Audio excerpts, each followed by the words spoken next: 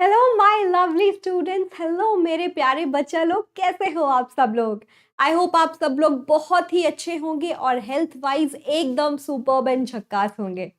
मैं हूं अनुभा गौर, आप सबकी chemistry master teacher at Vedantu. और मैं अपने सारे के सारे एटम्स का, चाहे वो पुराने हो इस जो चैनल है उस पर आते रहते हो या नए हो, सबका ढेर सारा वेलकम करती हूँ। और थैंक यू सो मच इस चैनल का हिस्सा बनने के लिए। अगर नए हैं तो प्लीज़ चैनल को सब्सक्राइब कर लीजिए और जल्दी से एटम्स आर्मी का हिस्सा बन जाइए। मीनवाइल मैं बता देती हूँ कि आज हम क्या करने वाले हैं बच्चों। आज है केमिस्ट्री का लेक्चर नंबर 3। पहला चैप्टर हम स्टार्ट कर चुके हैं जो है मैटर इन आवर सराउंडिंग। पिछली क्लास में मैंने आपको क्या बताया, पिछली क्लास में हमने डिस्कस किया कि कैसे different different states of matter exist करती हैं। We have solid, liquid, gas, plasma, BEC, इनके बारे में और सारी प्रॉपर्टीज को डिटेल से डिस्कस किया। तो अगर किसी ने लेक्चर 2 नहीं देखा है प्लीज देख लेना, ठीक है। ये वाला लेक्चर किस बारे में है कि क्या हम उन फिजिकल स्टेट को इंटर कन्वर्ट कर सकते हैं, क्या मैं सॉलिड से लिक्विड, लिक्विड से गैस या वाइस वर्सा ऐसे कुछ लेके आ सकती हूँ। तो वो आज हम जानेंगे डिटेल से अगले अप्रोक्सीमेटली 40 मिनट में, ठीक है। तो क्या आप सब लोग रेडी हैं अपनी जिंदगी के अप्रोक्सीमेटली 40 मिनट मुझे अभी देने के लिए, क्योंकि मैं कोशिश करूंगी अपनी तरफ से टॉपिक्स थोड़े हैवी हो सकते हैं उनको सिंप्लीफाई करने की। तो मेरे साथ बहुत कॉन्सेंट्रेशन के साथ आज आपको बने रहना है, ठीक है। तो हाई फाई और दे दो, हाई फाई दे दो जल्दी से, वी विल स्टार्ट। और एक गोल्डन हार्ट भी, क्योंकि एटम्स आर्मी का दिल गोल्डन गोल्डन है। यस, बहुत ही बढ़िया बच्चों, बहुत ही बढ़िया। जल्दी से वीडियो को लाइक कर दो, शेयर जरूर कर देना दोस्तों के साथ, इस चैनल के बारे में सबको बताना। एंड डेफिनेटली वीडियो पसंद आए तो कमेंट जरूर कर देना कि हाँ ma'am great session, golden heart, वो सब, ठीक है। Start with a question. मेरे पास आप लोगों के लिए क्वेश्चन है, लास्ट क्लास से थोड़ा रिलेटेड है, देखती हूँ कितना ध्यान से सुना था तुमने। Which of the following is an application of compressed gas. Gas compress हो सकती है, कौन सी उसकी एप्लीकेशन मुझे यहाँ पे दिख रही है कि ऐसा हुआ है उसमें, ठीक है। एलपीजी सिलेंडर घर में जो यूज करते हैं, सीएनजी व्हीकल्स वगैरह में यूज करते हैं, मेडिकल ऑक्सीजन हॉस्पिटल में जाते हो तो आपको वो टैंक वो मिलते हैं बड़े बड़े, ठीक है। All of these. बहुत आसान है, दिमाग लगाइए, बहुत ही आसान सवाल है ये, and I am sure you know it. क्या है सही जवाब? Ta-ra ta-ra ta-ra, yes definitely all of these. तो देखो एलपीजी सिलेंडर, वो हमारा सिलेंडर था एक, बहुत ही सुंदर हैंडराइटिंग है मेरी बहुत ही सुंदर हैंडराइटिंग है। इस एलपीजी सिलेंडर के अंदर हम क्या करते हैं, यहाँ पे नॉब होता है, उस पे ना वो पाइप लगा के प्रेशर के साथ गैस भरी जाती है। बहुत सारी गैस उस पाइप से कैसे भरी जाती है, क्योंकि जो सिलेंडर है एक फिक्स वॉल्यूम कैरी करता है, हमने गैस को कंप्रेस कर करके उसके अंदर भर दिया, ठीक है। CNG again compress natural gas को कंप्रेस करके एक सिलेंडर में भरा गया। सेम विद मेडिकल ऑक्सीजन, वहां पे वो भी वो सिलेंडर रखे होते हैं ऑक्सीजन के, जो लोगों को पेशेंट्स को चढ़ती होती है ना। कई जगह टैंक होते हैं, कई जगह छोटे सिलेंडर्स भी होते हैं, ठीक है। तो सबके सब ये बताते हैं कि गैस जो होती है वो कंप्रेसिबल होती है, गैस को किसी कंटेनर में कंप्रेस करके भरा जा सकता है। It is telling about the property of compressibility of gas, okay. चलो अगला सवाल है आप लोगों के लिए। Which among the following exerts pressure on the wall of the container in which they are stored. आपके पास कंटेनर है, आप उसके अंदर कुछ डाल रहे हो, सॉलिड, लिक्विड, गैस, कौन है जो उसकी दीवारों पे प्रेशर क्रिएट करेंगे? सोचो और सोच के बताओ, बिना सोचे नहीं। हाँ, सोचना बहुत जरूरी है, दिमाग लगाना बहुत जरूरी है बच्चों, दिमाग लगा के आंसर दो। कर लोगे, पता है मुझे। क्या है फिर सही जवाब? एंड यस, बहुत सारे बच्चों को लगता है कि सिर्फ गैस है, गैस तो है ही बच्चों। गैस डेफिनेटली प्रेशर एक्सर्ट करती है वॉल पे, है ना, क्योंकि उसके पार्टिकल्स एकदम फ्री है। लेकिन अगर लिक्विड की बात करूं, लिक्विड के पार्टिकल्स भी बहुत ज्यादा स्ट्रांगली अटैच नहीं होते, ठीक है, थोड़े वीकली अटैच होते हैं। तो वो नीचे वाला शेप कंटेनर का ले लेंगे। मान लो एक बॉटल है, बॉटल में उसकी जगह तो 1 लीटर की है, बट मैंने 500 ml पानी डाला है, तो वो जो 500 ml पानी है ना, उस वॉल पे क्या कर रहा है, थोड़ा बहुत प्रेशर जरूर लगाता है, एक्सर्ट करता है, बहुत कम बट करता जरूर है, ठीक है। तो दोनों में बट प्रेशर मिनिमम सॉलिड में होगा, लगाएगा ही नहीं। लिक्विड के अंदर हल्का सा होता है, थोड़ा सा, और गैस के अंदर तो बहुत सारा होता है प्रेशर एक्सर्ट करने की टेंडेंसी, ठीक है। बहुत बढ़िया, चलो फिर आगे बढ़े। आगे बढ़ते हैं और आज हम डिस्कस करते हैं जो 3 स्टेट ऑफ मैटर हमने पढ़ी थी। सॉलिड जिसके पार्टिकल्स बहुत टाइटली पैक्ड होते हैं, लिक्विड जिसमें थोड़ी बहुत जगह होती है, गैस जिसके पार्टिकल्स एकदम फ्री टू मूव होते हैं। वो अपनी स्टेट कैसे चेंज करते हैं, फिजिकल स्टेट। और उसका एक जीता जागता एग्जाम्पल आप अपनी डे टू डे लाइफ में देखते हो। याद है? कुछ आइडिया कहाँ देखते हो? गर्मी का मौसम है, ठंडा ठंडा कूल कूल पानी पीना होता है, जूस पीना होता है, आप आइस क्यूब डाल लेते हो। आइस क्यूब क्या है? Solid form of water. फिर गर्मी में आए, पानी डाला, पानी पिए, वो क्या है? Liquid form of water. ठीक है। अब चाय बनानी है, पानी डाला, पानी से ऐसे स्टीम आने लगी, वो स्टीम क्या है? Gaseous form of water. तो H2O जो वाटर है वो 3 स्टेट में ऑलरेडी एग्जिस्ट करता है। और किया कैसे? आपके पास पानी था, आपने उसको ट्रे में डाल के आइस ट्रे में फ्रीज कर दिया। फ्रीज करने से यानी टेम्परेचर कम करने से सॉलिड बन गया। ठीक है। वो सॉलिड आइस क्यूब बाहर निकाल के रख दी, उसका टेम्परेचर बढ़ गया, फ्रीजर से तो बहुत ज्यादा टेम्परेचर है ना यहाँ पे, और वो पिघल गई, मतलब वो लिक्विड में कन्वर्ट हो गया। उसी लिक्विड को लेके आपने बॉईल करने रख दिया, मतलब हीट लगा दी, हीट दे दी, वो बॉईल करके स्टीम में कन्वर्ट कर रहा है। क्या समझ में आया? यानी कि फिजिकल स्टेट को इंटर कन्वर्ट बच्चों हम कर सकते हैं। और कौन कौन से फैक्टर उसके लिए रिस्पॉन्सिबल होते हैं, एक तो मैंने अभी बता दिया, वो क्या है? टेम्परेचर। ठीक है, वो क्या है बच्चों? टेम्परेचर। टेम्परेचर चेंज करके हम फिजिकल स्टेट को चेंज कर सकते हैं। एक और फैक्टर थोड़ी देर पहले हमने क्लास में स्टार्ट किया था, लिक्विड और गैस। गैस तो सबसे ज्यादा प्रेशर भी एक्सर्ट करते हैं, तो गैस पे प्रेशर लगा के उसकी फिजिकल स्टेट भी चेंज की जा सकती है। प्रेशर वाला पार्ट हम अगली क्लास में पढ़ेंगे, क्योंकि मैं नहीं चाहती आप बहुत ज्यादा ओवर नॉलेज एक क्लास में आपको मिल जाए और फिर आपके लिए कंफ्यूजन हो जाए। तो इस क्लास में बस मैं आपको बताऊंगी कि अगर मुझे फिजिकल स्टेट चेंज करनी है, मैं 2 फैक्टर्स की वजह से कर सकती हूँ। पहला फैक्टर है टेम्परेचर और दूसरा फैक्टर है प्रेशर। इन दोनों में बदलाव लाके फिजिकल स्टेट को चेंज किया जा सकता है। इस क्लास में डिटेल में पढ़ेंगे कि टेम्परेचर के साथ ही ऐसा कैसे हो। बहुत ही इंटरेस्टिंग टॉपिक है, थोड़ा दिमाग लगेगा बट बहुत ही इंटरेस्टिंग है। क्योंकि टेम्परेचर की बात हो रही है तो समझा तो जाए टेम्परेचर है क्या बच्चों। ठीक है, आप आइस क्यूब लेके आए, आप या मान लो एक आइसक्रीम लेके आए, आप उसको खाते हो, आप उसको टच करते हो, आपको कैसा लगता है? ठंडा ठंडा कूल कूल लगता है कि नहीं लगता? गरम गरम चाय है ना, कभी आप जगे नहीं, मम्मी ने सोचा आपको जगाना है, तो क्या क्या गरम दूध या गरम चाय आपकी उंगली लेके उसमें डाल दी, एकदम से रिफ्लेक्स एक्शन आता है, क्या हो गया क्या हो गया, ये क्या था? तो वो क्यों आपको गरम लगता है ना, हॉट लगता है। जब आप आइसक्रीम को टच करेंगे आपको ठंडा लगेगा। ये क्या बताता है? बताओ मुझे, क्या बताता है ये? The degree of measure of hotness and coldness of a substance is its temperature. ठीक है, टेम्परेचर यही बताता है कोई सब्सटेंस कितना गर्म है कितना ठंडा है, उसके हीट कंटेंट के बारे में बताता है। ठीक है, कि कोई सब्सटेंस कितना ठंडा है कितना गर्म है। टेम्परेचर किस चीज को रेफर करता है? हॉटनेस और कोल्डनेस ऑफ अ बॉडी। ठीक है, कोई सब्सटेंस कितना हॉट या कितना ठंडा है। अब वो हम कैसे मेजर करेंगे? उस हीट कंटेंट को हम कैसे मेजर करेंगे, कितना ठंडा कितना गर्म? कोई तो स्केल होगी जो उसको मेजर करने में हेल्प करेगी, टेम्परेचर के फॉर्म में करेंगे। डिफरेंट डिफरेंट साइंटिस्ट ने अपनी अपनी बातें कही। एक थे हमारे सेल्सियस भैया, ठीक है, गुरुजी। ठीक है, फिर थे हमारे केल्विन भैया, महान, मतलब सबसे महान। फिर है हमारे फ़ारेनहाइट भैया। ठीक है, हमें 3 स्केल टेम्परेचर को मेजर करने के लिए मिले कि कोई सब्सटेंस कितना हॉट है या कोल्ड है, वो बताने के लिए हम लोगों ने अपने अपने स्केल दे दिए। आप किसी को भी यूज करके ये बता सकते हैं। ठीक है, हॉटनेस और कोल्डनेस ऑफ अ बॉडी, चाहे वो हम हो चाहे वो कुछ और चीज हो। ठीक है, तो कौन कौन से साइंटिस्ट थे? एक था फ़ारेनहाइट, एक था सेल्सियस और एक था केल्विन।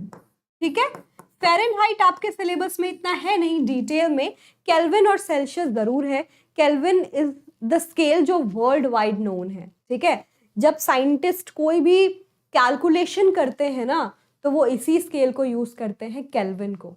रीजन क्या है इसके पीछे? क्योंकि केल्विन हमेशा पॉजिटिव वैल्यू देता है। Kelvin always gives a positive value. Kelvin का स्केल नेगेटिव में होता ही नहीं। बहुत स्मार्ट प्ले किया उसने, बहुत स्मार्ट। एकदम स्मार्ट। और ऐसा कैसे, वो मैं आपको समझाती हूँ, ठीक है? तो सुनिए जरा, ध्यान से सुनिए इस बात को। इस स्केल के हिसाब से 0 डिग्री सेल्सियस, 0 डिग्री सेल्सियस, ये डिग्री है ऊपर वाला साइन, सी फॉर सेल्सियस, ये 0 है मेरा। 0 डिग्री सेल्सियस को माना जाता है जो मेरा आइस है उसका या वाटर का फ्रीजिंग पॉइंट, ठीक है? कि जो वाटर है ना, जब फ्रीज कर रहा है तो वो जो फ्रीज कर रहा है उस टेम्परेचर को 0 डिग्री सेल्सियस मान लिया गया कि वो 0 है, ठीक है? और वो इक्वल किसके होता है, क्योंकि केल्विन बड़ा स्केल है, वो हमेशा पॉजिटिव रहना चाहता है, तो उसने बोला मिनिमम वैल्यू जो पॉसिबल है ना डिग्री सेल्सियस में, वो -273 हो सकती है। ये कितना ही कम कर लो, कितना ही कम लो, -273 से ज्यादा नहीं हो सकता। तो उसने क्या किया, उस -273 डिग्री सेल्सियस को 0 केल्विन के लिए माना। ये सबसे मिनिमम वैल्यू को मैंने अपना 0 मान लिया, ठीक है? तो ये ऐसे उसने प्ले किया। अब सोचो, -273 डिग्री सेल्सियस था 0 केल्विन, अब आप उसमें वैल्यू बढ़ाते जाओ, -272, -100, -50, और आप इस तरीके से 0 पे आ गए। तो अगर आप इसको 0 पे लेके आएंगे तो आप क्या करेंगे, इसके अंदर क्या ऐड कर देंगे, 273, है ना? क्योंकि आप इसको 0 पे लेके आना चाहते हैं, तो -273 के अंदर आपको 273 ऐड करना पड़ा। क्या आपको मेरी ये बात समझ में आई, मैं क्या कह रही हूं? मुझे -273 डिग्री सेल्सियस से 0 पे आना था, ठीक है? मान लो ये -273 डिग्री सेल्सियस था और कहीं जाके यहाँ मेरा 0 डिग्री सेल्सियस एग्जिस्ट करता था, तो मैं क्या करूंगी, इससे यहाँ पे कैसे पहुंचूंगी? अगर मैं 273 ऐड कर दूं उसके अंदर, है ना, कैंसिल आउट हो जाएगा। तो यही हुआ कि -273 डिग्री सेल्सियस 0 डिग्री सेल्सियस पे कब पहुंचेगा, जब आप इसके अंदर 273 क्या करोगे, ऐड करोगे, ठीक है? और यही मेरा केल्विन स्केल की भी बात तुम्हें समझाता है, यही तुम्हें समझाता है कि 0 डिग्री सेल्सियस जो है वो किसके इक्वल होता है केल्विन में, -273, और अगर मैं बात करूं 273 केल्विन, वो 0 डिग्री सेल्सियस के इक्वल हो जाता है, ठीक है? Make sense? तो यहाँ पे लिखो 0 degree Celsius is equal to 273 kelvin, -273 0 kelvin के इक्वल हो गया। यहां से यहां पॉजिटिव, इसमें भी ऐड करोगे ना 273, इसमें भी मैंने 273 ऐड कर दिया, इसमें भी ऐड करोगे तो 0 आ गया। बात आई समझ में? ऐसा तो नहीं लग रहा कि जिंदगी में वक्त जज्बात सब बदल गए? हाँ, कुछ ऐसी बहुत बड़ी बात नहीं बताई। इसमें भी 273 ऐड कर दो, इसमें भी 273 ऐड कर दो, इसलिए बताना चाहती हूँ। तो क्या हो जाएगा 0 डिग्री सेल्सियस, ये क्या हो जाएगा 273, समझे? तो ये डिफरेंस है 0 degree Celsius, I mean Celsius और केल्विन स्केल में। ऑल राइट, ठीक है। तो अब 273 वैसे हम रफ तरीके से लिखते हैं, एग्जैक्ट वैल्यू कितनी होती है 273.15, ठीक है? बट ये है कि कॉम्प्लिकेट क्यों करना इतना मैथ्स को, एग्जैक्ट वैल्यू कितनी है 273.15, ये 0 degree Celsius is equal to 273.15 kelvin, ठीक है? अब उल्टा, अब सोचो कोई मुझे बोले कि सेल्सियस और केल्विन में ना आपस में रिलेशन बताओ, क्योंकि तुम्हें पता है केल्विन बड़ा स्केल है। अब मुझे किसी केल्विन वैल्यू को सेल्सियस में चेंज करना है, मुझे अपना आंसर सेल्सियस में चाहिए, मेरे पास केल्विन था, ठीक है? तो उस केल्विन में से आपको क्या करना पड़ेगा, 273 कम करना पड़ेगा। क्यों? क्योंकि सेल्सियस स्केल जो है 273 कम है केल्विन से, सिंपल सी बात है। सेल्सियस जो स्केल है वो 273 कम है। मान लो मेरे पास 573 केल्विन था, तो 573 केल्विन को अगर मुझे डिग्री सेल्सियस में चेंज करना है बच्चों, तो मैं कैसे करूंगी, देख लेते हैं। अगर मेरे पास 573 केल्विन है और मुझे उसको डिग्री सेल्सियस में चेंज करना है, तो मैं 273 कम कर दूंगी, क्योंकि सेल्सियस स्केल 273 कम होता है केल्विन से। कितना आ जाएगा 300, आगे क्या लगाओगे डिग्री सेल्सियस, 300 डिग्री सेल्सियस।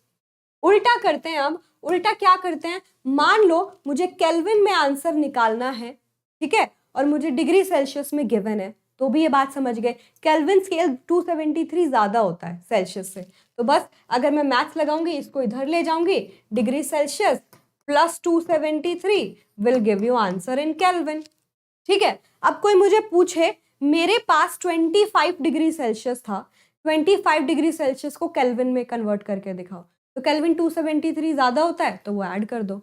मेरे पास 25 था, 25 डिग्री सेल्सियस, उसमें मैंने 273 ऐड कर दिया, केल्विन में आ जाएगा। ठीक है, करो ज़रा, 5 3 8 7 2 9, 298 केल्विन। ठीक है, ये मैं आपको क्या समझाना चाह रही हूँ, relation between Celsius and kelvin scale. ये दोनों क्या है, ये दोनों ही हमें किसी सब्सटेंस को कितना हॉट है कितना कोल्ड है उसके बारे में बताते हैं। गॉचा गॉचा। चलो मैं एक दो न्यूमेरिकल देती हूँ, आपको और समझ आ जाएगा, then we will move to this concept. जल्दी से कन्वर्ट करिए, 100 डिग्री सेल्सियस को केल्विन में कन्वर्ट करिए, पहला।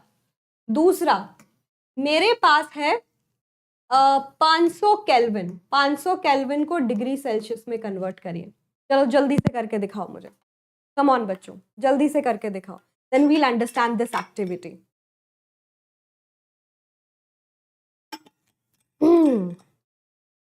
गर्मी बहुत है, अपने आप को हाइड्रेट रखना भी बहुत जरूरी है, तो ऐसा करते रहिए। ठीक है, पानी पीते रहिए। पहला वाला पार्ट करें हम, पहला वाला पार्ट करते हैं। 100 डिग्री सेल्सियस को केल्विन में कन्वर्ट करना है। केल्विन कितना बड़ा होता है, 273। तो बस अगर केल्विन में आंसर चाहिए, जो सेल्सियस में है उसमें 273 ऐड कर दो, which is 373 kelvin. Final answer kelvin में आना चाहिए क्योंकि केल्विन में पूछा है। बी पार्ट, मेरे पास 500 केल्विन था, मुझे उसको डिग्री सेल्सियस में कन्वर्ट करना है। तो डिग्री सेल्सियस में कन्वर्ट करना है, वो 273 कम होता है केल्विन से, तो बस 500 में से कितना कम कर दो, 273, आपका आंसर आ जाएगा 723, यही आएगा। बाकी देख लेना, कुछ मिस्टेक नहीं होनी चाहिए। ठीक है, डन है, मैथ सॉर्टेड है, तो बहुत मुश्किल लेवल का मैथ तो नहीं था। डन, चलो बहुत बढ़िया बहुत बढ़िया। अब बढ़ते हैं हम आगे। अब मैं आपको दिखाना चाह रही हूँ एक एक्टिविटी जिसके थ्रू मैं समझाऊंगी कि ये आइस से वाटर में कन्वर्ट होना, वाटर से स्टीम कन्वर्ट होना, ये जो फिजिकल स्टेट में कन्वर्जन आता है वो कैसे आता है, क्या क्या टेम्परेचर रोल प्ले करता है और ये प्रोसेस होती कैसे है। ठीक है, उसके लिए मैंने सबसे पहले क्या किया स्टूडेंट्स, मैंने फ्रीजर से आइस निकाली। हो सकता है आइस का टेम्परेचर जब आप निकालते हो एकदम फ्रीजर से -10 डिग्री सेल्सियस हो, जस्ट एक अजम्पशन मानी है मैंने। ठीक है, आप ये जो आइस था जिसका टेम्परेचर -10 डिग्री सेल्सियस, -10 क्यों, 0 डिग्री सेल्सियस पे आइस मेल्ट होती है, बट मैं फ्रिज से निकालूंगी एकदम सॉलिड है तो कम टेम्परेचर होगा, -10 डिग्री सेल्सियस है सपोज। मैंने वो लिया, मैं उसको हीट करना शुरू कर देती हूँ, ग्लास स्टरर से मैं स्टर करती रहती हूँ। ठीक है, ग्लास का एक रॉड है स्टर करने को, यहाँ मैंने एक टेम्परेचर के लिए नापने के लिए थर्मोमीटर लगा हुआ है। ये क्या है, आयन का स्टैंड है, ये स्टैंड क्लैम्प स्टैंड है, मतलब क्लैम्प करके रखा हुआ है उसने थर्मोमीटर को। ठीक है, जो क्या कर रहा है थर्मोमीटर, आइस के अंदर एकदम मैंने उसको डिप किया हुआ है कि वो उसका टेम्परेचर नाप सके, टेम्परेचर बता सके, मेजर कर सके। ठीक है, तो ये आपको समझ में आया। मैंने आइस ली, हीट करना शुरू किया -10 डिग्री सेल्सियस से। डेफिनेटली आपको पता है जब आप हीट करोगे मतलब आप टेम्परेचर को बढ़ा रहे हो, है ना, तो टेम्परेचर बढ़ना शुरू हो जाएगा, धीरे धीरे वो किस में कन्वर्ट हो जाएगा, धीरे धीरे वो कन्वर्ट होना शुरू हो जाएगा वाटर के अंदर, है ना। टेम्परेचर धीरे धीरे बढ़ना शुरू हुआ, धीरे धीरे बढ़ा, और क्या हो जाता है कि सारे के सारे आइस क्यूब वाटर में कन्वर्ट हो गए।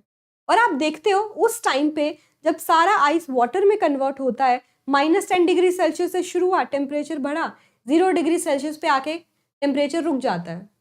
वो थर्मामीटर सेम रीडिंग दिखाएगा 0 डिग्री सेल्सियस काफी टाइम तक, जब तक कि सारा का सारा आपका आइस सारे के सारे वाटर में ना कन्वर्ट हो जाए।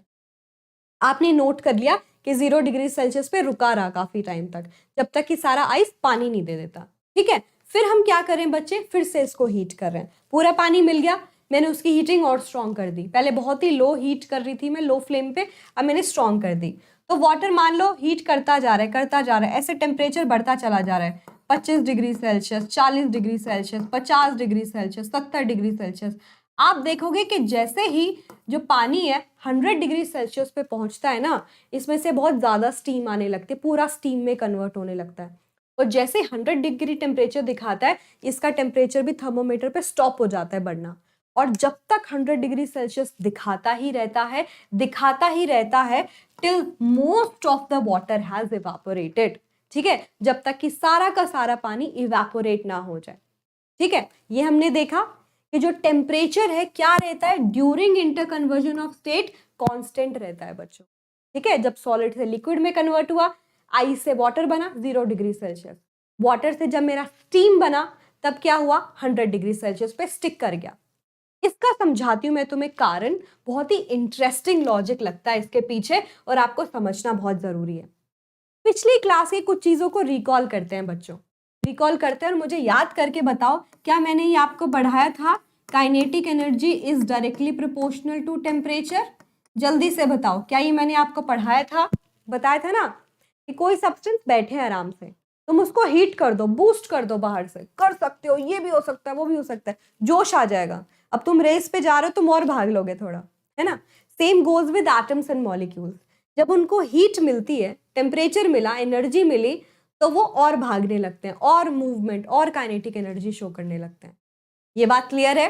डन, ठीक है। अब समझो मेरा टेम्परेचर था, सपोज यहाँ पे बहुत कम से आ रहा था, -10 डिग्री सेल्सियस से टेम्परेचर आ रहा था। ये मेरी आइस क्यूब थी, ठीक है, ये मेरी आइस क्यूब थी। मैं क्या कर रही हूँ, इसको हीट कर रही हूँ।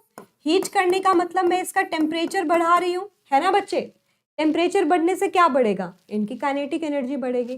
तो ये जो सॉलिड के पार्टिकल आपको दिख रहे हैं, इनको एनर्जी मिल गई, सॉलिड के पार्टिकल को एनर्जी मिल गई, वो अपनी जगह पे ऐसे टू एंड फ्रो करने लगेंगे क्योंकि काइनेटिक एनर्जी मिल गई। दे आर लाइक, मैं इधर जाने की कोशिश करेगा, मैं इधर, मैं इधर, मैं इधर, है ना। बहुत ज्यादा मूवमेंट होनी शुरू हो गई और ये मूवमेंट होती गई। ये मूवमेंट होने का मतलब क्या है, मान लो मैं और मेरे साथ कोई एक सर, अमृत सर, हम दोनों को किसी ने बांध दिया, तो हम कोशिश करेंगे ना कि भाई चलो छुड़ा ले किसी तरीके से, है ना। तो मैं इधर जाने की कोशिश कर रही हूँ, मैं उधर, इधर, उधर, ठीक है। फिर हम कुछ लॉजिक लगाएंगे, एक टाइम पे जरूर ऐसा होगा ना कि हम अपने आप को छुड़ा पाएंगे दोनों, है ना। तब तक कोशिश करते रहेंगे, तब तक इधर से उधर जाते रहेंगे दोनों, तब तक इधर से उधर जाते रहेंगे, एक टाइम पे हम दोनों आजाद हो जाएंगे, है ना। सेम लॉजिक यहाँ पे भी लगेगा। आप टेम्परेचर लगाते जा रहे हो, उनको इतनी काइनेटिक एनर्जी मिल गई, उनको इतनी मूवमेंट मिल गई, इतनी इधर से उधर जाने की टेंडेंसी होगी, एक टाइम पे वो एकदम रेडी हो गए फ्री होने के लिए। इसका मतलब क्या है, जब तक आप उसको हीट देते रहे, टेम्परेचर देते रहे, तब तक क्या हुआ, काइनेटिक एनर्जी बढ़ती रही, है ना। टेम्परेचर बढ़ता रहा, हीट दी तुमने, इनकी काइनेटिक एनर्जी बढ़ी और काइनेटिक एनर्जी बढ़ने से इनका टेम्परेचर बढ़ा। मतलब -10 डिग्री सेल्सियस से वो -8 पे आया, -7 पे आया, -5 पे आया, -2 पे आया एंड फाइनली 0 डिग्री सेल्सियस पे, है ना। जैसे ही वो 0 डिग्री सेल्सियस पे आता है बच्चों, उनको इतनी एनर्जी मिल चुकी है कि वो टूटने के लिए तैयार है। तो 0 डिग्री जो सेल्सियस है वो एक ऐसा टेम्परेचर है जिसपे वो आजाद हो जाएंगे। जैसे मैंने बोला, मैं और अमृतसर बिल्कुल छोड़ने की कोशिश कर रहे हैं, है ना। जो बांधा हुआ है, रस्सी है, जो भी है, वो इधर, मैं इधर, मैं इधर, एक टाइम पे हमें पता चल जाएगा कि भाई अब ये टूटने वाली, अब हम आजाद हो जाएंगे। सेम गोज विद देम, जब तक आप हीट देते रहे कुछ टाइम तक, वो काइनेटिक एनर्जी दिखाते रहे, मूवमेंट करते रहे, लेकिन जैसे ही टेम्परेचर 0 डिग्री सेल्सियस पे आता है, ये तैयार हो गए टूटने के लिए। मतलब 0 डिग्री सेल्सियस पे आप जो भी एनर्जी, हीट, टेम्परेचर उसको दोगे, वो काइनेटिक एनर्जी बढ़ा ही नहीं रहा, क्योंकि काइनेटिक एनर्जी बढ़ाता तो टेम्परेचर भी बढ़ता। टेम्परेचर कांस्टेंट क्यों है, क्योंकि 0 डिग्री सेल्सियस पे वो टूटने को तैयार है। मतलब इस टेम्परेचर पे जो भी एनर्जी मिली, उन्होंने उस एनर्जी को यूज कर लिया अपने सारे के सारे बॉन्ड को तोड़ने के लिए, मतलब इस फोर्स ऑफ अट्रैक्शन को ओवरकम करने के लिए, दूर जाने के लिए, ठीक है। इसलिए टेम्परेचर बढ़ा ही नहीं। फिर से समझाती हूं, टेम्परेचर बढ़ता कब, जब काइनेटिक एनर्जी बढ़ती, जब वो मूव करते रहते। मैं हीट दे रही हूं, हीट देने से काइनेटिक एनर्जी बढ़ती और टेम्परेचर भी बढ़ता। लेकिन 0 डिग्री पे जो भी मैं हीट दे रही हूं, उन्होंने काइनेटिक एनर्जी बढ़ाने के लिए यूज ही नहीं किया, जिससे टेम्परेचर बढ़ता। उन्होंने बोला हम इस एनर्जी को यूज करेंगे अपने बॉन्ड को तोड़ने के लिए, दूर जाने के लिए हम तैयार हैं। मान लो इसके अंदर 1000 बॉन्ड थे, ठीक है। अब उन 1000 बॉन्ड को तोड़ने के लिए एनर्जी देनी पड़ेगी ना, वो पोटेंशियल एनर्जी है जो उनके अंदर स्टोर्ड है, ठीक है। उसको हमें मतलब जो एनर्जी थी उसको ओवरकम करने में लग गई। तो इसीलिए 0 डिग्री सेल्सियस पे टेम्परेचर क्यों नहीं बढ़ता, because all of the force, all of the energy, all of the heat energy is taken not to increase the temperature, not to increase the kinetic energy, but to overcome the force of attraction. उन्होंने खुद use कर ली। अब खुद use कर ली मतलब temperature नहीं बढ़ाया, मतलब इस हीट को बोलते हैं लेटेंट हीट। लेटेंट का मतलब होता है हिडन हीट, छुपी हुई हीट, क्योंकि मुझे दिखाई नहीं दी। मुझे दिखाई देती जब मुझे लगता है इनका टेम्परेचर बढ़ रहा है, यार हीट बढ़ रही है, यार हीट मिल रही है, मुझे दिखी नहीं। मेरे हिसाब से तो 0 डिग्री पे हीट है ही नहीं, कुछ उतना ही है जितनी पहले थी, कांस्टेंट है। ठीक है, तो ये लेटेंट हीट ही रिस्पॉन्सिबल होती है फिजिकल स्टेट को चेंज करने के लिए, इस सॉलिड से लिक्विड पे लाने के लिए। देखो इनकी मूवमेंट में ऑब्जर्वेशन, देखो इनकी मूवमेंट, ठीक है। और इस लेटेंट हीट की वजह से क्या हुआ, सॉलिड लिक्विड में कन्वर्ट हो गया। जब सॉलिड एक लिक्विड में कन्वर्ट होता है, इस प्रोसेस को मेल्टिंग बोलते हैं, मेल्ट करना, और एक साइंटिफिक नेम होता है इसका फ्यूजन। तो ये प्रोसेस क्या कहलाती है बच्चों, latent heat of fusion, latent heat of fusion. ठीक है, तो अब एक बार कंक्लूड करेंगे फिर से, बट एक बार ये वाला केस और समझ लेते हैं। ठीक है, मान लो 0 डिग्री पे सारा का सारा सॉलिड लिक्विड में कन्वर्ट हो गया, सारे के सारे सॉलिड की फोर्स ऑफ अट्रैक्शन, मान लो 1000 बॉन्ड थे, सारे के सारे हमने ओवरकम कर लिए, इतनी एनर्जी दे दी कि वो लिक्विड में कन्वर्ट हो गए। अब सारे के सारे क्योंकि लिक्विड में कन्वर्ट हो गए, अब थोड़ी ना वो उसको कोई और जंग जीतनी है, अब तो वो जंग खत्म हो गई। अब फिर से हीट करोगे, फिर से टेम्परेचर बढ़ेगा। ठीक है, तो अब 0 डिग्री से टेम्परेचर बढ़ना शुरू हो गया क्योंकि सारा का सारा लिक्विड है। अब फिर से आप लिक्विड को हीट दे रहे हो, तो अगेन जब आप इसको हीट करोगे, पानी को हीट करोगे, तो क्या हो गया, इसको एनर्जी मिली। एनर्जी मिलने से क्या हुआ बच्चा, फिर से काइनेटिक एनर्जी, आपने हीट कर दिया, दे स्टार्ट मूविंग अपनी जगह पे। लिक्विड के अंदर भी, पानी के अंदर भी आपको पता है फोर्स ऑफ अट्रैक्शन है, थोड़ी वीकर है बट है, वो अपनी जगह पे और इधर उधर मूव करना शुरू कर देते हैं। काइनेटिक एनर्जी बढ़ाएंगे हीट मिलने पे, काइनेटिक एनर्जी बढ़ाएंगे तो टेम्परेचर बढ़ेगा बच्चों। ठीक है, टेम्परेचर 10, 20, 30, 40, 50 डिग्री ऐसे जाना शुरू हो गया।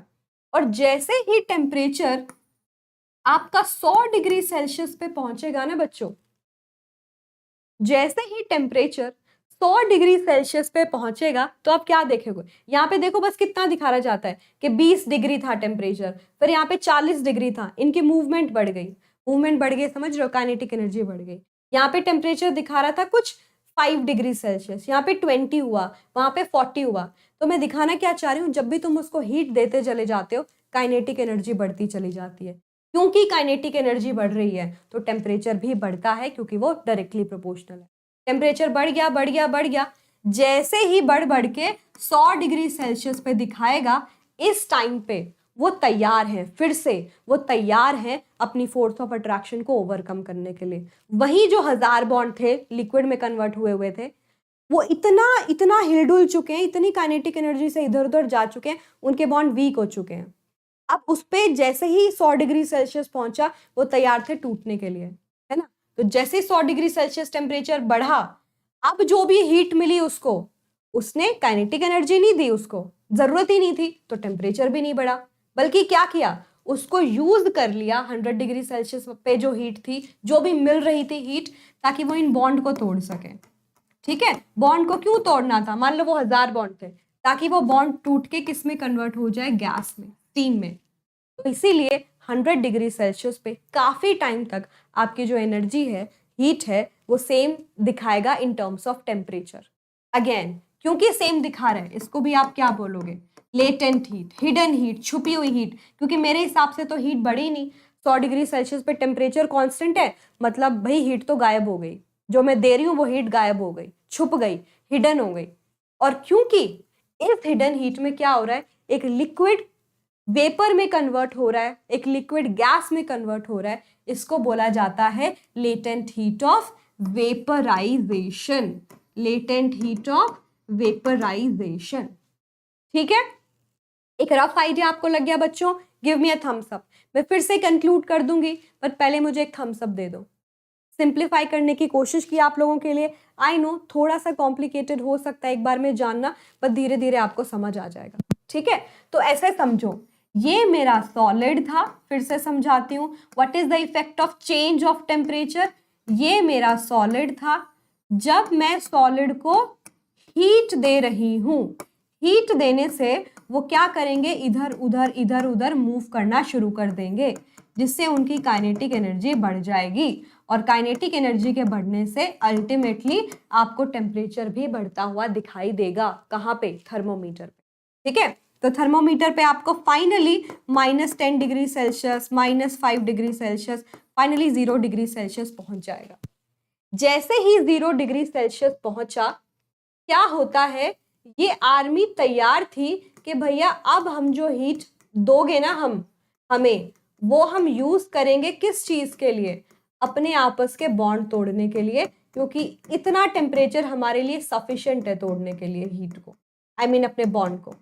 ठीक है, तो इसलिए अब जो भी एनर्जी मिली उससे वो ये बॉन्ड तोड़ रहे हैं 0 डिग्री सेल्सियस। तो 0 डिग्री सेल्सियस पे जो हीट मिली वो किस लिए यूज हो गई? To overcome their force of attraction, जिससे क्या हुआ, वो कन्वर्ट हो गए पूरी तरीके से सॉलिड से लिक्विड में। ये तब तक 0 डिग्री सेल्सियस दिखाता रहेगा जब तक कि एक भी बॉन्ड बाकी है, ओवरकम नहीं हुआ है, सॉलिड से लिक्विड में कन्वर्ट नहीं हुआ है। जब सारे के सारे पार्टिकल सॉलिड से लिक्विड में कन्वर्ट हो जाएंगे उसके बाद ही 0 डिग्री से टेम्परेचर बढ़ेगा, क्योंकि 0 डिग्री पे सारी हीट यूज हो गई फोर्स ऑफ अट्रैक्शन को ओवरकम करने के लिए। इसको बोला जाता है latent heat of fusion. Fusion क्यों? ये मेल्ट कर रहा है, फ्यूजन का ही साइंटिफिक नेम है। ठीक है, इसी को ही अब मान लो सारा लिक्विड में कन्वर्ट हो गया, ये वाला कहानी खत्म हो गई। अब मैं फिर इसको हीट करे जा रही हूँ। अब जब आप इसको और हीट करोगे, हीट करने से इनके बीच की काइनेटिक एनर्जी और बढ़ेगी, है ना? फिर से काइनेटिक एनर्जी बढ़ने से इनका टेम्परेचर बढ़ता हुआ दिखाई देगा। अब टेम्परेचर जाएगा 0 डिग्री सेल्सियस से 10 degree Celsius, 20, 30, 40, 50, finally 100 degree Celsius. जैसे ही वो 100 डिग्री सेल्सियस पे पहुंचा, उनके काइनेटिक एनर्जी इधर उधर वो इतना मूव कर चुके थे कि बहुत वीक हो गए थे, इतना वीक कि 100 डिग्री पे वो अपने बॉन्ड को तोड़ने को बेताब बैठे थे। जैसे 100 डिग्री पहुंचा, जितनी हीट मिली, काइनेटिक एनर्जी नहीं बढ़ाई क्योंकि टेम्परेचर नहीं बढ़ाया, दोनों नहीं बढ़ाए, तो वो हीट कहाँ गई? छुप गई बॉन्ड को तोड़ने में। तो अब 100 डिग्री सेल्सियस पे जो हीट यूज होगी उसको बोलेंगे लेटेंट हीट ऑफ वेपराइजेशन। ठीक है बच्चों, लेटेंट हीट ऑफ वेपराइजेशन, ये जानना बहुत जरूरी है। बहुत सारे बच्चों को जल्दी से समझ नहीं आता है, पर आई होप मैं उसको थोड़ा सिंप्लीफाई करने की कोशिश कर रही हूँ। आप उसको कैसे समझो, डे टू डे लाइफ इस एग्जाम्पल से कनेक्ट करके देख लो। ठीक है, चलो अब आप समझ गए 0 डिग्री सेल्सियस सॉलिड का क्या है, आइस का क्या है? Melting point. मेल्टिंग पॉइंट वो पॉइंट जहाँ पे आइस मेल्ट कर गई, यहाँ पे कोई सॉलिड लिक्विड में कन्वर्ट हो गया। ठीक है, तो what is melting point? The temperature at which a solid melts to become a liquid at the atmospheric pressure। आप प्लीज ये जरूर लिखना वरना गलत हो जाएगा। एटमॉस्फेरिक प्रेशर का मतलब मैंने प्रेशर के साथ छेड़छाड़ नहीं की, मैं जो भी एटमॉस्फेयर का प्रेशर उसको सेम रख के ही कंसिडर कर रही हूँ। ठीक है, ऐसा नहीं कुछ बाहर से प्रेशर लगा दिया। और एटमॉस्फेयर का प्रेशर क्या होता है? 1 ATM, 1 एटमॉस्फेयर। सी लेवल पे हम हमेशा कोई भी एक्सपेरिमेंट सी लेवल पे मान के चलते हैं, क्योंकि आप जब भी ऑल्टीट्यूड हाइट पे जाते हो तो प्रेशर डिक्रीज करना शुरू हो जाता है। ठीक है, तो हम वहां की नहीं मान के चल रहे, हम एक रेयर जो सिमिलर, ऐसा मान लो कि जो कंडीशन होनी ही होनी है उस हिसाब से मान के चलते हैं। ठीक है, ज्यादा उसकी डिटेल या टेक्निकलिटी में जाएंगे नहीं, प्रेशर के साथ छेड़छाड़ करेंगे ही नहीं। तो मेल्टिंग पॉइंट है वो टेम्परेचर जिसमें सॉलिड लिक्विड में कन्वर्ट हो जाए एट एटमॉस्फेरिक प्रेशर, बिना प्रेशर में छेड़छाड़ किए। तो अगर कोई पूछे आइस का मेल्टिंग पॉइंट कितना है? 0 डिग्री सेल्सियस। ठीक है, और मेल्टिंग, इस प्रोसेस को क्या बोलोगे? मेल्टिंग। और मेल्टिंग के साथ साथ फ्यूजन भी बुला सकते हो। द प्रोसेस ऑफ मेल्टिंग, जिसमें सॉलिड लिक्विड में कन्वर्ट हो रहा है, उसको फ्यूजन भी बोलते हैं। ठीक है, the melting point of a solid is an indication of the strength of the force of attraction between the particle. मतलब मान लो कोई आपसे पूछे, ये सवाल आ सकता है पेपर में, एक सब्सटेंस का मेल्टिंग पॉइंट गिवन है आपको। मेल्टिंग पॉइंट गिवन है ए का 0 डिग्री सेल्सियस, बी का -10 डिग्री सेल्सियस, सी का 100 डिग्री सेल्सियस और डी का 70 डिग्री सेल्सियस। आप बताओ कौन सा जो सब्सटेंस है जो सबसे ज्यादा strong force of attraction carry करता है?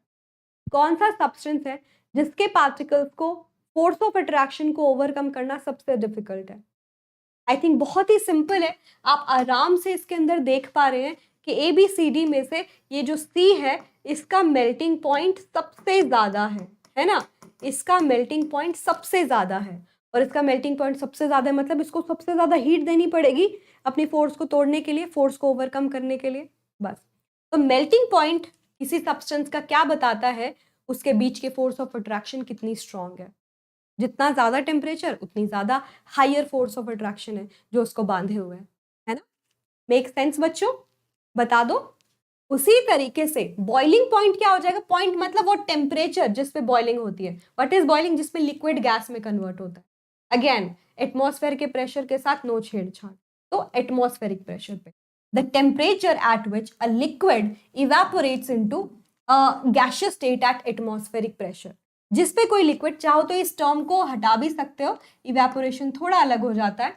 The temperature at which a liquid converts to gas at atmospheric pressure, ठीक है, वो उसका बॉइलिंग पॉइंट कहलाता है। जैसे वाटर के लिए उसका बॉइलिंग पॉइंट कितना हो गया बच्चों, 100 डिग्री सेल्सियस, 100 डिग्री सेल्सियस, ठीक है, water boils at 100 degree Celsius. यानी कि अगेन बॉइलिंग पॉइंट भी क्या बताता है, उस लिक्विड के बीच की फोर्स ऑफ अट्रैक्शन कितनी स्ट्रांग है। एक के पास मान लो 100 डिग्री सेल्सियस टेम्परेचर है, एक लिक्विड के पास 500 डिग्री सेल्सियस है, तो डेफिनेटली जिसका बॉइलिंग पॉइंट 500 डिग्री है मतलब उनके लिक्विड के पार्टिकल के बीच में ज्यादा फोर्स ऑफ अट्रैक्शन है ना। इसमें कोई दो राय तो नहीं है। I hope it make sense. और बॉइलिंग एक बल्क फिनोमिना है। बल्क फिनोमिना है का मतलब जब मेरे पास मान लो कोई लिक्विड है, ठीक है, और ये लिक्विड के पार्टिकल्स थे, ठीक है, ये लिक्विड के पार्टिकल्स थे,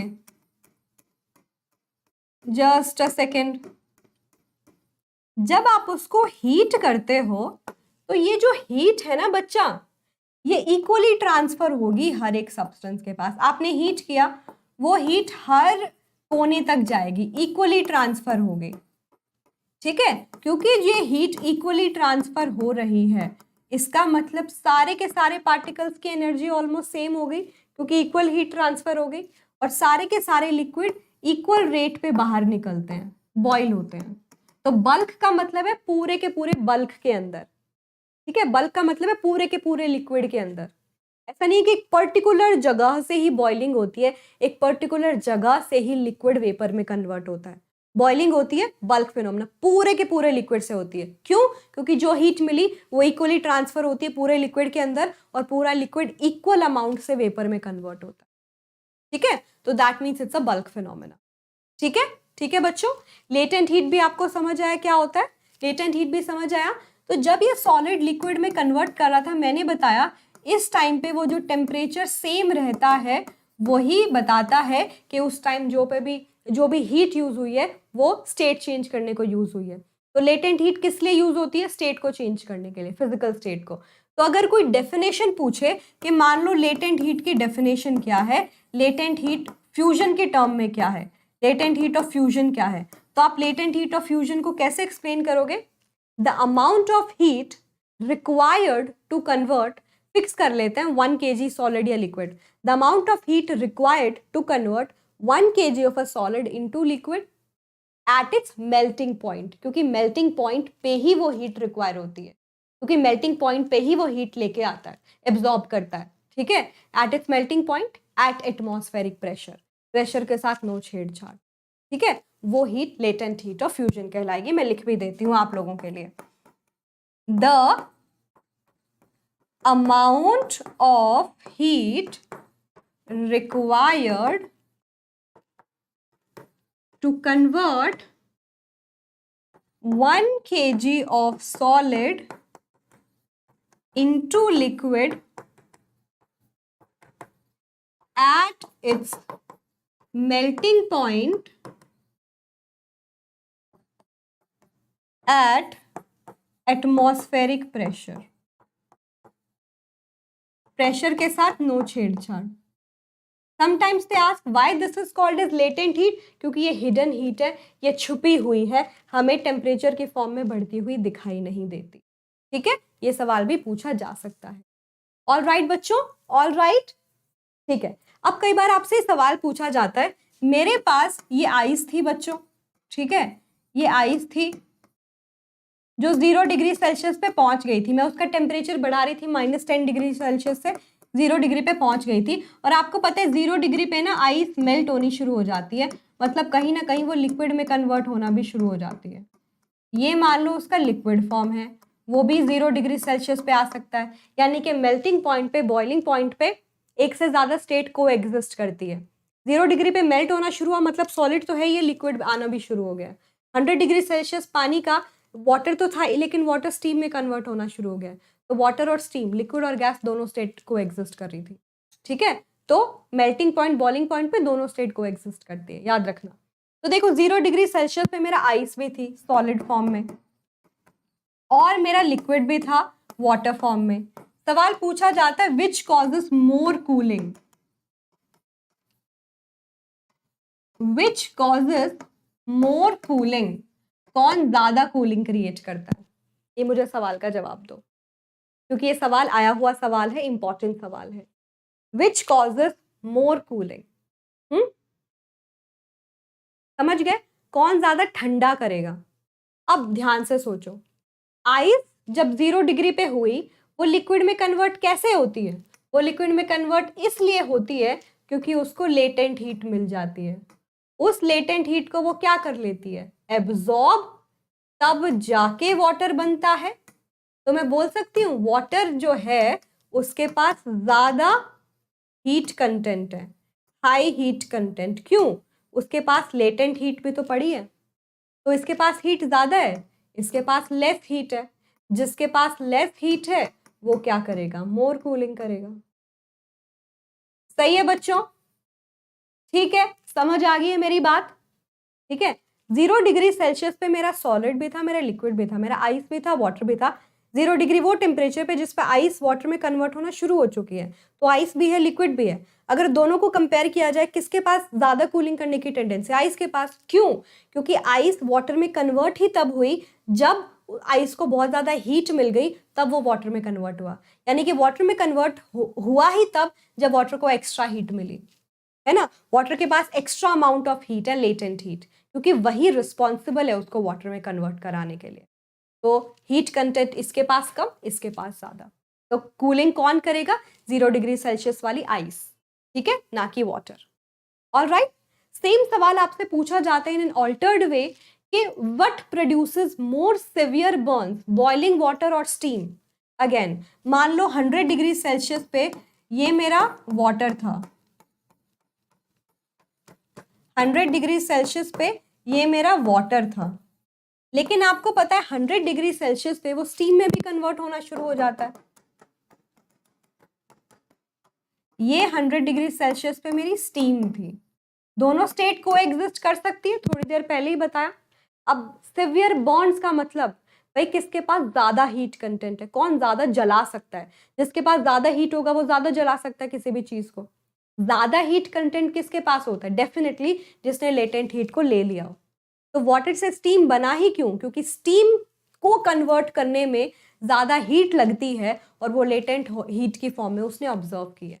तो 100 डिग्री सेल्सियस को जैसे ही लेटेंट हीट मिली, उसने मतलब पानी के केस में मान लो 100 डिग्री सेल्सियस था वो, उस पर जो भी हीट मिली बाहर से उसने एब्जॉर्ब कर ली, एब्जॉर्ब करके तब जाके स्टीम में कन्वर्ट हुआ। तो this has high heat content. तो हाई हीट कंटेंट की वजह से this will cause severe bonds. ठीक है, इसके जो बॉन्ड्स होंगे ज्यादा सिवियर होंगे। देख लो, नोट कर लो, जल्दी से देख लो, नोट कर लो। आई नो ये लेक्चर थोड़ा सा, मैंने पहले बोला था, हैवी हो सकता है, बट आप एक दो बार रिवाइज करोगे ना, आपको समझ आएगा। इट्स नॉट दैट डिफिकल्ट, है ना? एक बार कोई भी नई चीज ग्रास्प करने में जिसमें दिमाग लग रहा हो, बट वो दिमाग एंड में आपको सेटिस्फेक्शन भी फील कराएगा कि आपने कुछ नया सीखा। आपके आसपास जो भी हो रहा था, आपने दिमाग लगाया कि एक्चुअल में होता कैसे है, और 9th क्लास में सीख गए, इससे अच्छी क्या बात है? इट्स अ गुड थिंग बच्चों, अ वेरी गुड थिंग। ठीक है, चलो, बहुत ही बढ़िया, बहुत ही बढ़िया। तो आप लेटेंट हीट ऑफ वेपराइजेशन को भी सेम तरीके से एक्सप्लेन कर देंगे जैसे मैंने किया लेटेंट हीट ऑफ फ्यूजन को। वेपराइजेशन मतलब जब लिक्विड बॉइल करेगा, लिक्विड वेपर में कन्वर्ट करेगा। तो लेटेंट हीट ऑफ वेपराइजेशन क्या हो जाएगा? The amount of heat required to convert 1 kg of a liquid into vapours at its boiling point, क्योंकि बॉइलिंग पॉइंट पे ही वो अमाउंट ऑफ हीट एब्जॉर्ब होती है, एट एटमॉस्फेरिक प्रेशर। ठीक है, the amount of heat required to convert 1 kg of a liquid into vapours into gas at its boiling point, क्योंकि boiling point पे ही प्रोसेस होती है inter conversion of state of matter, उसी पे latent heat की जरूरत पड़ती है, एट इट्स एटमॉस्फेरिक। ठीक है, विदाउट चेंजिंग द टेम्परेचर, क्योंकि टेम्परेचर नहीं बदलता। All right, which is very very important to know. यानी कि हम जान गए सॉलिड से लिक्विड में कन्वर्ट करने के लिए टेम्परेचर लगाना पड़ता है, लिक्विड से गैस में कन्वर्ट करने के लिए टेम्परेचर लगाना पड़ता है। इस प्रोसेस को बोला जाता है मेल्टिंग या फ्यूजन। लिक्विड से गैस में कन्वर्ट करना, इस प्रोसेस को बोला जाता है boiling. Scientific name will be vaporisation. ठीक है बच्चों, एक और चीज है जो आपको पता होनी चाहिए, वो क्या है? समटाइम्स एक सॉलिड को आप डायरेक्टली भी गैस में कन्वर्ट कर सकते हो, और इस प्रोसेस को बोला जाता है सब्लिमेशन। क्यों? क्योंकि कुछ सॉलिड में पार्टिकल्स के बीच की फोर्स ऑफ अट्रैक्शन बहुत कम होती है, ये थोड़ी सी हीट मिली वो सीधा गैस में कन्वर्ट हो गए, लिक्विड स्टेट आई नहीं, that's sublimation. A change of state directly from solid to gas without changing its liquid state, without achieving its liquid state, is called as sublimation. ये एक्टिविटी एनसीईआरटी में भी given है, मैं आपको समझा देती हूँ क्या कर रहे हैं इस एक्टिविटी में। सब्लिमेशन दिखा रहे हैं आपको। आपने चाइना डिश ली, मैं पहले ही बता चुकी हूँ, व्हाइट कलर की चिकनी मिट्टी की बनी हुई एक बोल टाइप में होती है, ठीक है, जिसमें हम सब्सटेंस को डाल के हीट कर सकते हैं, क्योंकि हीट रेजिलियंट होती है, बहुत ज्यादा हीट से भी वो जल्दी से टूटता नहीं है। मैंने इसमें अमोनियम क्लोराइड डाला, ट्राइपॉड स्टैंड पे रख दिया, ऊपर मैंने क्या कर दिया, उल्टा करके इन्वर्टेड ट्यूब रख दी। ठीक है, क्यों किया? अमोनियम क्लोराइड एक ऐसा सब्सटेंस है, फॉर्मूला अगर बताना चाहूं NH4Cl, this is ammonium, this is chloride. Ammonium chloride को डाल के हीट कर दिया, ये एक ऐसा सॉलिड है जो सीधा वेपर में कन्वर्ट हो जाता है। तो जैसे उसको थोड़ी सी हीट मिली, वो वेपर में कन्वर्ट होना शुरू हो गया, बाहर जाने की कोशिश करेगा, तो यहाँ पे मैंने कॉटन प्लग लगा दिया। ठीक है, तो अब ये सीधा सॉलिड से वेपर में कन्वर्ट हो रहा है, मतलब सब्लिमेशन शो करता है। अब हमने क्या किया, हीट को हटा दिया, ठंडा होना शुरू हो जाएंगे ये। तो जैसे ऊपर गए हुए हैं, ये धीरे धीरे जब ठंडा होंगे ना, तो यहीं पे ठंडा होके डिपॉजिट होने शुरू हो जाएंगे, अमोनियम क्लोराइड सॉलिडिफाई। तो जनरली एनसीईआरटी कहता है कि सॉलिड से गैस में कन्वर्ट करना, गैस से सॉलिड में कन्वर्ट करना, दोनों सब्लिमेशन है। बट बच्चों, इस प्रोसेस का थोड़ा सा नाम डिफरेंट है। जब ये गैस वापस से सॉलिडिफाई होने लगती है ना, इस प्रोसेस को क्या बोलते हैं? डेपोजिशन, डिपॉजिट होना, डेपोजिशन। ठीक है, तो ये पार्टिकल ठंडे होकर यहाँ जमने लगे, अमोनियम क्लोराइड सॉलिडिफाई फॉर्म में, दैट इज डेपोजिशन, डिपॉजिट होना। ऑल राइट, ये सब्लिमेशन एक एक्टिविटी है जो आपके इसमें गिवन है। तो आई थिंक आपको समझ आ गया, सॉलिड का गैस में कन्वर्ट करना है सब्लिमेशन, रिवर्स डेपोजिशन। ठीक है, तो अब हम पढ़ चुके कि टेम्परेचर का क्या रोल है। बाय द वे मैं आपको ये भी बता दूं, सॉलिड से लिक्विड में कन्वर्ट करना, गैस में कन्वर्ट करना, इसमें प्रोसेस में आपको टेम्परेचर क्या करना पड़ रहा था? बढ़ाना पड़ रहा था। ऊपर साइन मतलब बढ़ा रहे हो, रिवर्स करने के लिए उल्टा करना पड़ेगा। आपके पास कोई गैस है, आप उसको लिक्विड में कन्वर्ट करना चाहते हो, तो गैस को लिक्विड में कन्वर्ट करने के लिए उसको ठंडा करना पड़ेगा, टेम्परेचर कम करना पड़ेगा। लिक्विड को आप सॉलिड में कन्वर्ट करना चाहते हो, ठंडा करना पड़ेगा, टेम्परेचर कम करना पड़ेगा। ठीक है, गैस का लिक्विड में कन्वर्ट होना कहलाता है कंडेंसेशन, सिर्फ टेम्परेचर की वजह से जब होता है। प्रेशर वाला रोल हम अगली क्लास में पढ़ेंगे। जब गैस को ठंडा कर दो तो वो क्या कहलाता है? अगर वो लिक्विड में कन्वर्ट होना स्टार्ट हो जाए, कंडेंसेशन। उसी तरीके से जब आप लिक्विड को ठंडा कर दो, वो सॉलिडिफाई होना शुरू कर दे, इस प्रोसेस को बोलते हैं सॉलिडिफिकेशन। ठीक है, या एक और टर्म है, इसको बोलते हैं फ्रीजिंग। इसको और क्या बोलते हैं बच्चों? फ्रीजिंग। ठीक है, तो ये है मेल्टिंग या फ्यूजन, ये है बॉइलिंग या वेपराइजेशन, उल्टा करते हैं, ये है कंडेंसेशन, और ये है सॉलिडिफिकेशन या फ्रीजिंग। ये सारी टर्म्स किस हिसाब से मैंने बताई? टेम्परेचर के रोल पे। याद रखोगे क्योंकि ये इंपॉर्टेंट है बच्चों आपके लिए। ठीक है, ये सब इंपॉर्टेंट है आपके लिए। ऑल राइट, चलो बहुत बढ़िया बात है। अब अगर मैं आपको बताऊं कि अगर मैं प्रेशर वाला एप्लीकेशन कंसिडर करूं, मान लो मेरे पास गैस है, क्योंकि गैस पे प्रेशर इजीली एक्सर्ट कर सकते हैं, गैस पे प्रेशर लगाने लगूं तो भी क्या फिजिकल स्टेट चेंज हो सकती है? बिल्कुल हो सकती है, बट एज आई सेट एक क्लास के लिए आई गेस काफ़ी हो गया, आपको भी प्रोसेस करने में टाइम लगेगा, तो वो हम डेफिनेटली अगली क्लास में कर लेंगे। ठीक है, तो मैं एक होमवर्क क्वेश्चन ज़रूर आपको दे देती हूँ। होमवर्क क्वेश्चन है आप लोगों के लिए बहुत ही आसान। The heat energy absorbed during phase change, phase मतलब जब स्टेट चेंज होती है, तो जो हीट एनर्जी एब्जॉर्ब होती है एट कांस्टेंट टेम्परेचर, बिना कांस्टेंट आई मीन बिना टेम्परेचर में बदलाव लाए, उस हीट एनर्जी को क्या बुलाते हो? Heat of fusion, latent heat, random heat और नन ऑफ दी। बहुत ही आसान सवाल है, तो प्लीज़ मुझे इसका जो आंसर है वो होमवर्क आंसर की तरह कमेंट में ज़रूर बताइएगा, बिकॉज इट रियली मैटर्स कि आप समझ गए हो, और ये भी बताना सेशन समझ आ गया। आई नो थोड़ा सा it takes time to grasp, एक दो बार 1.5x की स्पीड पे देखोगे आपको और अच्छे से समझ आने लगेगा, क्योंकि स्पीड एक टाइम के बाद ना स्लो लगने लगता है टीचर का बोलना। स्पीड बढ़ा सकते हो। इंस्टा पे फॉलो कर लेना, अगर कोई पर्सनली कुछ पूछना है, ठीक है, तो you can connect me over there personally, अनुभा_AG_। And as I said, please मुझे बताना सेशन कैसा लगा। पूरा डिटेल से मैंने एक एक चीज़ को समझाने की कोशिश की ताकि आपके लिए सिंप्लीफाई हो सके। तो कमेंट कर देना, एक गोल्डन हार्ट छोड़ देना, दोस्तों को ज़रूर शेयर कर देना कि उनका भी भला हो जाए। नए हैं तो प्लीज़ चैनल को सब्सक्राइब कर लो, एटम्स आर्मी का हिस्सा बन जाओ। ठीक है, होमवर्क का आंसर ज़रूर देना, because that will help me to know कि भाई आप कितना सीरियस तरीके से पढ़ रहे हो, वो ज़रूरी है जानना। तो इसी तरीके से पढ़ते रहो, बढ़ते रहो। मैं मिलूंगी बहुत जल्दी अगले लेक्चर के साथ प्रेशर का एप्लीकेशन लेके, बट तब तक के लिए revise, keep revising India. Sayonara, tara, take care, हास्ता ला विस्ता।